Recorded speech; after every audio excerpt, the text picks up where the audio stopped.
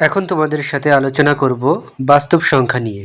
নবম দশম শ্রেণীর ছাত্রছাত্রী ও সকল চাকরি প্রত্যাশীদের জন্য ভিডিওটি অত্যন্ত গুরুত্বপূর্ণ হতে চলেছে।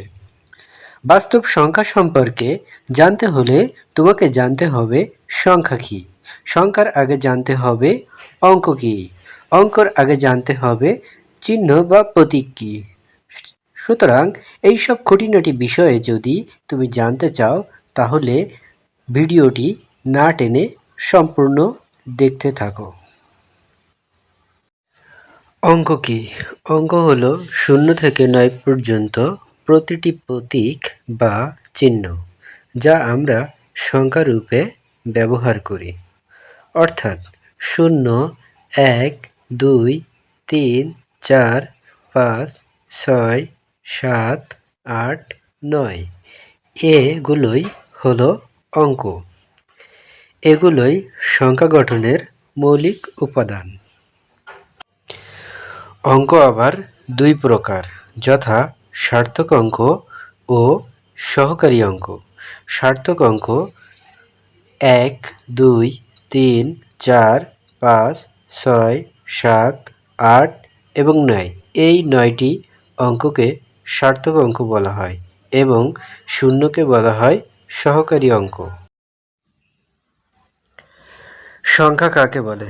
সংখ্যা হলো এক ধরনের চিহ্ন বিশেষ যা কোনো কিছুর পরিমাণ নির্দেশ করে এবং যা গণনার কাজে ব্যবহৃত হয়। 10টি অঙ্ক সহ আরও কতকগুলো চিহ্নের সাহায্যে, যেমন দশমিক বিন্দু, বর্গ, বর্গমূল ইত্যাদির সাহায্যে যা তৈরি করা হয় তাকে সংখ্যা বলে। সংখ্যার কিছু উদাহরণ নিচে দেওয়া হলো: স্বাভাবিক সংখ্যা, পূর্ণ সংখ্যা, মৌলিক সংখ্যা, যৌগিক সংখ্যা, ভগ্নাংশ, দশমিক সংখ্যা, নৈর্ব্যক্তিক সংখ্যা ইত্যাদি।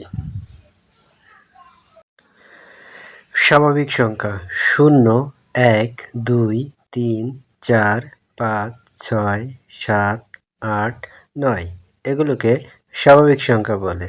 স্বাভাবিক সংখ্যার সেটকে আবার n দ্বারা প্রকাশ করা হয়। আবার পূর্ণ সংখ্যা বলতে -5, -4, -3, -2, -1, 0, 1, 2, 3, 4, 5 এগুলো এক একটি পূর্ণ সংখ্যা। মৌলিক সংখ্যা: যে সকল সংখ্যার 1 এবং ওই সংখ্যা ব্যতীত আর কোনো গুণনীয়ক নেই, অর্থাৎ যে সংখ্যাকে ওই সংখ্যা এবং 1 ছাড়া অন্য কোনো কিছু দিয়ে ভাগ করা যায় না, তাকে মৌলিক সংখ্যা বলে। যেমন 2, 3, 5, 7, 11, 13, 17, 19 ইত্যাদি। উল্লেখ্য যে 2 একমাত্র জোড় মৌলিক সংখ্যা। যৌগিক সংখ্যা: যে সকল সংখ্যাকে 1 এবং ওই সংখ্যা ব্যতীত আরও অন্যান্য সংখ্যা দিয়ে ভাগ করা যায় তাকে যৌগিক সংখ্যা বলে। যেমন 4, 4কে 4 দিয়ে ভাগ করা যায়, 4কে 1 দিয়ে ভাগ করা যায়। আবার 4কে 2 দিয়ে ভাগ করলে ভাগফল 2 হয়, অর্থাৎ 4 একটি যৌগিক সংখ্যা। 4, 6, 8 এগুলো সব যৌগিক সংখ্যা। এছাড়া ভগ্নাংশ সংখ্যা, দশমিক সংখ্যা ও নৈর্ব্যক্তিক সংখ্যা নিয়ে পরবর্তীতে বিশদ আলোচনা করব। সংখ্যার প্রকারভেদ: সাধারণত সংখ্যাকে দুই ভাগে ভাগ করা হয়েছে, যথা অবাস্তব সংখ্যা এবং বাস্তব সংখ্যা। অবাস্তব সংখ্যা: যে সংখ্যার কোনো ব্যবহার নেই, প্রয়োগ নেই, তাকে অবাস্তব বা জটিল সংখ্যা বলে। যেমন বাস্তব সংখ্যা প্লাস কাল্পনিক সংখ্যা ইকুয়াল অবাস্তব সংখ্যা। এখানে বাস্তব সংখ্যা 3 প্লাস 8i একটি অবাস্তব সংখ্যা। বাস্তব সংখ্যা: যে সংখ্যাগুলি নিয়ে আমরা বাস্তবে কাজ করে থাকি তাই মূলত বাস্তব সংখ্যা।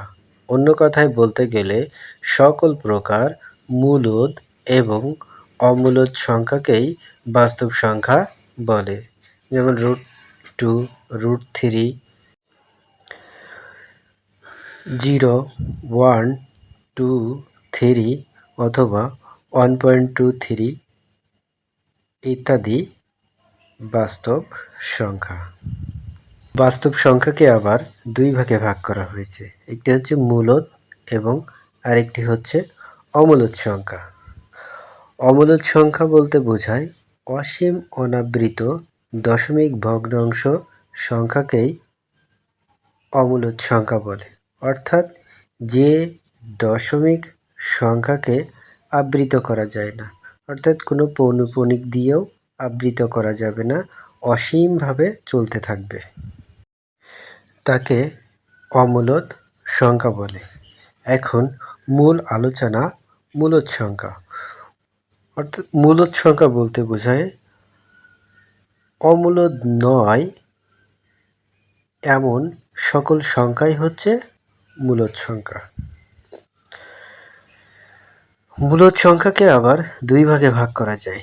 একটি হচ্ছে পূর্ণ সংখ্যা এবং আরেকটি হচ্ছে ভগ্নাংশ সংখ্যা। তো মূলদ সংখ্যা নিয়ে বিশদ আলোচনা পরবর্তী ভিডিওতে করা হবে ইনশাআল্লাহ। এতক্ষণ যে আলোচনা করা হলো তার মধ্য থেকে একটি প্রশ্নের সঠিক উত্তর কমেন্ট করে জিতে নিন এই সপ্তাহের বিজয়ীর পুরস্কার। প্রশ্ন: একমাত্র মৌলিক জোড় সংখ্যা কোনটি? সঠিক উত্তরদাতাদের মধ্য হতে লটারির মাধ্যমে বিজয়ী নির্বাচিত করা হবে। ধন্যবাদ।